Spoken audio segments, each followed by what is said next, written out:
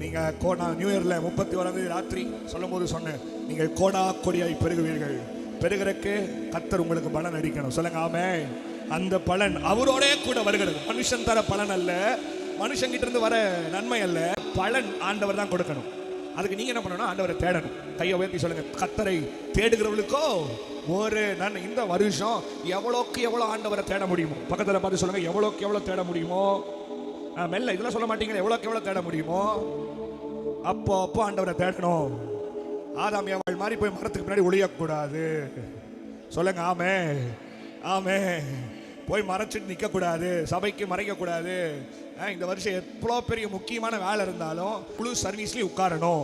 Tea வாங்க ஓடுறேன், puffs சாப்பிட ஓடுறேன், முட்டை போண்டா சாப்பிட ஓடுறேன், கடைசி ஆமேன் போடுற வரைக்கும் யார் எப்பேற்பட்ட முக்கியமான பிரியாணியே கொண்டு வந்து வச்சாலும் வெளியே நம்ம போகவே கூடாது.